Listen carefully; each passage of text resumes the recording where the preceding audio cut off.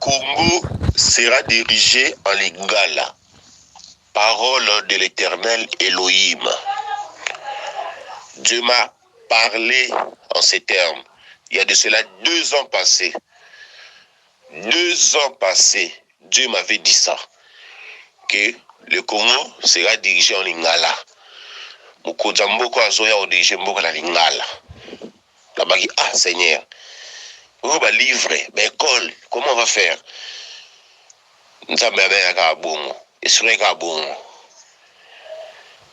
Et aujourd'hui, on voit déjà comment ça commence à bouger. Ça commence à bouger parce que c'est la volonté de Dieu. Le français n'est pas notre langue. Origine de la langue, eh bien, ou bien ça remonte à Babel. La tour de Babel. Origine de la langue, ça remonte à Babel. La tour de Babel. Nous avons appelé ici peuple na peuple, ekolo na ekolo, mboka na mboka, munoko na bango, po ba communiquer na ye.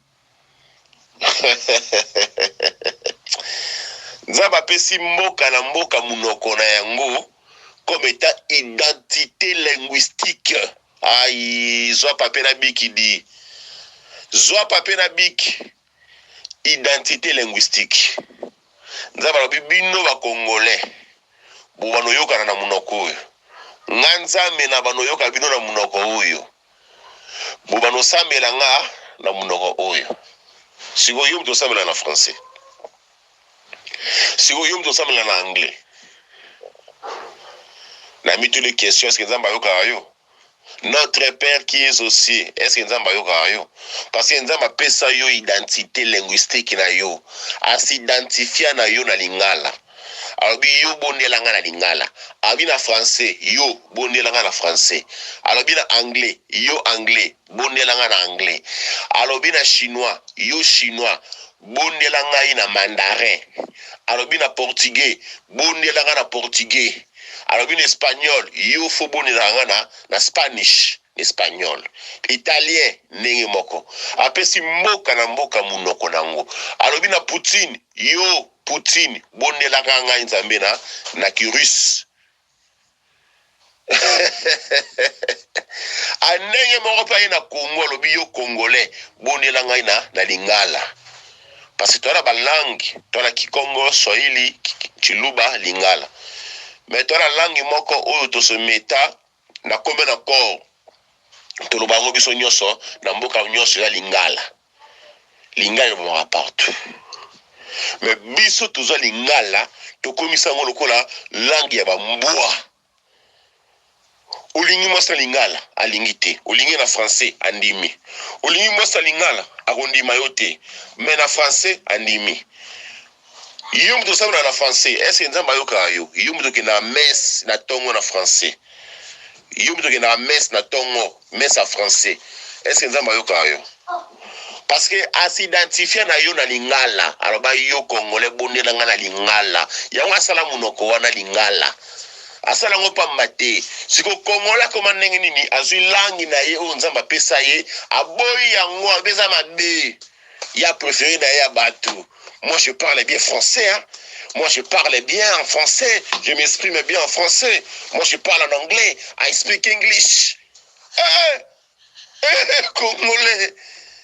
Congolais. La Chine est deuxième puissance mondiale en mandarin. La Chine, les mandarins, les chinois. Les États-Unis, puissance mondiale en anglais. En Angleterre, la puissance mondiale na anglais munoko na bango. Ba français, la puissance mondiale na munoko na bango français. Ba allemand également. Allemand, qui allemand, qui Dutch. La Suède pareil.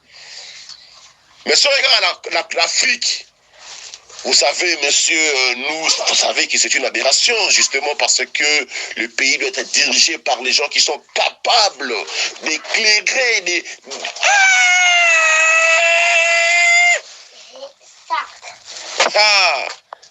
Il y a un Nzamba lobi, fini, et sili, maintenant c'est le Lingala, abou, Bien. Qui vivra, verra. Au moni Maramanzambe, Nzamba ko sarate. N'arabay na biloni. Même pas une semaine, non. Même pas une semaine, na pesi nos prophéties. Na esbino ki Nzamba lobi na ngai, loin de l'Éternel. Mouton Nzamba poni, mouton Nzambe a wendre, a pakoli mafuta pour diriger biso na Congo, a diriger Congo na Lingala. Même pas une semaine. Mais message wana, nation kala. Message wana nation wana taba 2 ans passés. Nation message wana taba 2 ans passés. Mais na bête le bidon kaka semaine passée. Au moni maramoko Mbata, professeur Mbata. Professeur Mbata n'est pas n'importe qui. Il n'est pas seulement un député simple. Il est premier vice-président de l'Assemblée nationale. Donc quand Mbata parle, il faut écouter, il faut considérer ce qu'il dit. Mbata Lobini. Mbata Lobini est inconcevable que 60 ans après l'indépendance, Lingala, français, est dominé Lingala. Alors qu'il faut la langue nyonse comme na même titre. Au second, ça semaine passée quand on a commis les binouango. Même pas la semaine passée, on est la semaine où oui, la début la semaine où pour le toi dimanche. Le toi dimanche, la début quand la semaine où on a payé nos prophéties, na zongo 2 ans passés na médita, on a vivant nango. Ngabutu na mito na ba nzambo za munene, si ko to sala neni ni na ba livre wo si ba komana ba français, ba na biso batanga na ba français, comment nous allons faire? Au moins, quand Dieu veut une chose, il va utiliser les hommes. Dieu avait besoin que Joseph Akoma, vice-roi en Égypte, Dieu avait besoin que Joseph, fils de Jacob, Israël, et qu'on vivre en Égypte. Qu'est-ce qu'il a fait? Asali ke bande kwa Joseph, bate ka Joseph comme esclave. Joseph aya, Nzambe ake ko révéler Pharaon ndoto ya ba 7 vaches grasses, 7 vaches maigres. Ensuite discernement la mo apesi on ka pa ya un petit hébreu Joseph. Pharaon a convoqué un magicien à Égypte. Eh, vous blaguez, hein? Monsieur, vous blaguez. Pharaon a convoqué un magicien à Égypte. Les crocodiles du Nil. Baluka discernement bazwate. Donc on a un sarabino qui appelle ça Platon raison. L'homme est un jouet inventé par Dieu. Platon Moutalobian. L'homme est un jouet. Maintenant, nous sommes dans la philosophie. L'homme est un jouet inventé par Dieu. Pharaon Lali. Pharaon qui représentait à l'époque les diables, les pouvoirs, il y a kabbalistique, les crocodiles du Nil. Tellement aux hommes, aux jouets inventés par Dieu, nous avons côté la vision à Pharaon à l'autre ndoto. Pharaon la muka bwazanga kimia. Nous avons zangi si kimia. Azu discernement on a pesika perpétuellement Joseph dans prison. Pharaon a bloqué Akala. Nous avons sali de sorte que Joseph aïa liboso Pharaon pas sa discernement. Pharaon persuadé, séduit la puissance de Kata Joseph. A nommé vice-roi. Alors, après nga, l'Égypte mobimba. Après nga, c'est toi. Donc, vice-roi. Donc, ce qui nous a besoin de Kamounaye et Salama, il va utiliser tous les moyens. Il est Dieu, il a la plénitude. Et il est là au monde pour arrêter. Qui pouvait croire que les lots Mbosso, disons, Banani, comment il s'appelle? Mbata, professeur Mbata. Ce sont des constitutionnalistes. Professeur Mbata, c'est un constitutionnaliste. C'est un grand professeur. Pour moi, ce qu'on a vu dossier, nanya mwa soufflé yango nanya mwa matisi yango na motema qui lui a mis ça à cœur soki nzambe alingi réforme soki nzambe alingi eloko moko esalama parce qu'il y a linyango ekosalama. Il a tous les moyens à sa disposition. Il est le créateur, c'est lui qui a créé l'homme. Il connaît l'homme mieux que l'homme. Ah, au Sabaoth. Dieu a créé l'homme, alors il connaît l'homme mieux que l'homme. C'est maintenant au cas qu'on a appelé sur nos professions que le Congo sera dirigé dans l'Ingala. Français à Boupia. La RDC quittera la francophonie.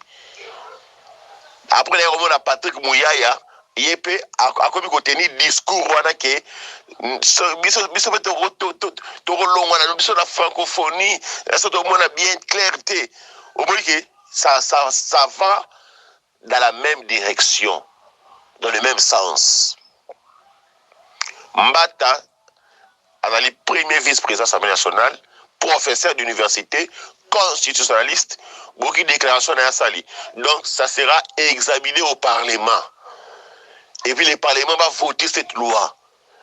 L'Ingal est comme le même titre en français. Donc, on va l'Ingal à l'école, on va l'Ingala dans Moussala. On va appeler dans l'Ingala, demande d'embauche dans l'Ingala. On va note technique dans l'Ingala. Ça s'appelle la puissance d'Elohim. Que vous saurez que je suis prophète et que Dieu me parle. Hein? C'est une grâce. Au moins, quand Dieu te parle, et le cité la vérité, le la volonté ça va s'accomplir. Car on est musée, le palais de marbre. Alors qui vivra verra.